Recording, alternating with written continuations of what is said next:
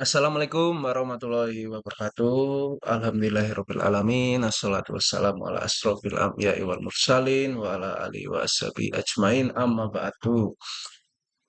Eh, yang saya hormati Bapak Zalman sebagai dosen pendidikan agama saya dan yang saya banggakan teman-teman seperjuangan Politeknik Negeri Cilacap. Perkenalkan, nama saya Dito Arti Pratama. Saya mahasiswa D3 Teknik Informatika, sekarang berada di semester 5, dan dalam kesempatan kali ini saya akan membuat tugas yang diberikan oleh dosen saya, Bapak Salman, yaitu tentang indikator kebahagiaan menurut saya. Dan selanjutnya, ini adalah soal yang diberikan oleh dosen saya. Berikut soal yang diberikan oleh dosen saya, yaitu di sini ada studi kasus yang berisi tentang indikator kebahagiaan. Ada banyak di sini indikator kebahagiaan. Dan di sini bawahnya adalah soal eh, indikator kebahagiaan sangatlah banyak. Kita dipilih untuk memilih salah satu indikator kebahagiaan yang menurut perspektif kita itu lebih menarik dibanding indikator kebahagiaan lainnya. Dan di sini saya akan memilih, ini adalah tugas saya sebelumnya, yaitu indikator kebahagiaan hidup di bawah penguasa yang adil yakni tidak zalim. Kenapa demikian? Kenapa saya memilih ini? Dikarenakan di sini saya merangkum menjadi ada tiga faktor kenapa saya memilih hmm, indikator kebahagiaan menurut saya itu hidup di bawah penguasaan yang adil yang tidak zalim. Yang pertama itu mempengaruhi indikator kebahagiaan lainnya. Di sini kita bisa baca mengapa demikian dikarenakan jika kita hidup di suatu negara yang dipimpin oleh pemimpin yang zalim, kita bisa dihalangi untuk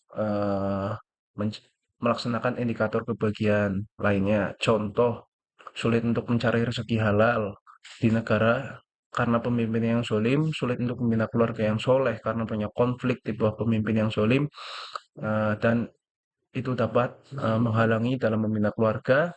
Dan yang paling parah itu jika pemimpin yang zolim ini menindak suatu agama. Seperti contoh, saya ada contohnya yaitu Muslim di Rohingya di Myanmar. Kita bisa lihat penderitaan mereka Muslim Rohingya di Myanmar karena pemerintahan yang zolim, yang tidak menyukai umat Muslim di sana. Mereka dibantai dan ini sangat tidak manusia sekali. Di sini ada cuplikan video dari pulang sekolah tentang Muslim Rohingya. Kita bisa tonton bersama. Ya, jadi menurut pemerintah Myanmar tuh mereka nggak melakukan pembantaian, mereka cuma melakukan serangan balasan. Karena sebelumnya di Oktober 2016 ada milisi Rohingya yang melakukan penyerangan ke pos polisi.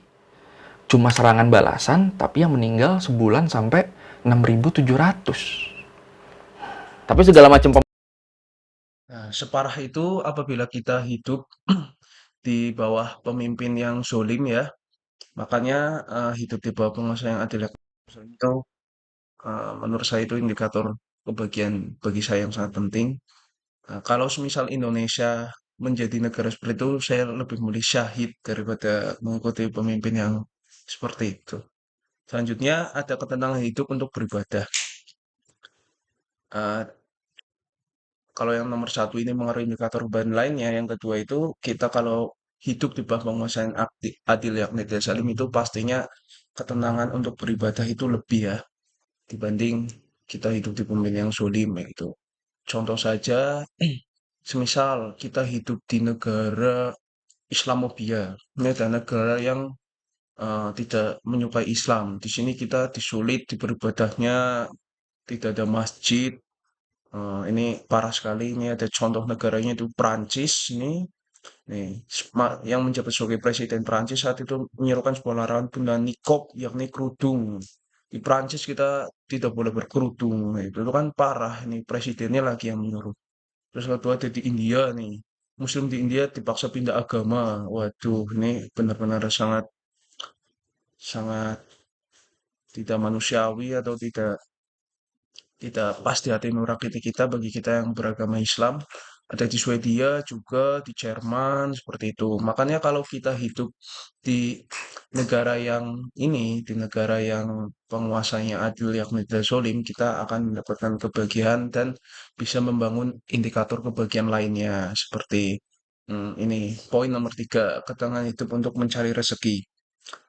Di poin ini, jika kita hidup di bawah penguasa yang adil dan tidak zalim, kita itu akan lebih tenang dalam mencari rezeki. Contoh saja, semisal kita hidup di negara yang dipimpin oleh zalim. Nih, ada contoh di sekolah-sekolah juga pelakor yang jadi negara hedon, rakyat miskin, dia belanja, ya kan? Ini parah sekali nih, rakyatnya miskin, tapi pejabat negara atau pemimpin negaranya hedon, seperti itu kan.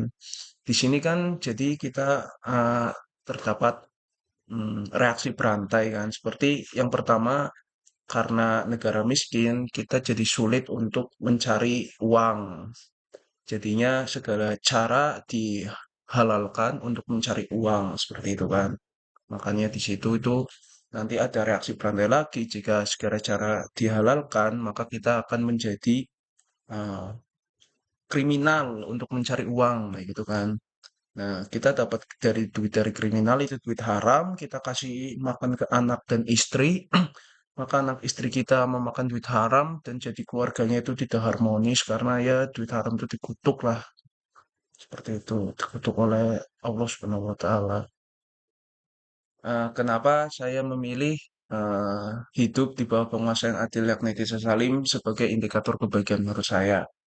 Karena akan terjadi reaksi berantai jika kita hidup di bawah penguasa yang tidak adil dan zolim ya. Itu bisa mengaruhi indikator kebahagiaan lainnya. Sekian dari saya. Apabila ada kata yang kurang berkenan dan kata-kata yang salah, mohon maaf sebesar-besarnya. Terima kasih. Wassalamualaikum warahmatullahi wabarakatuh.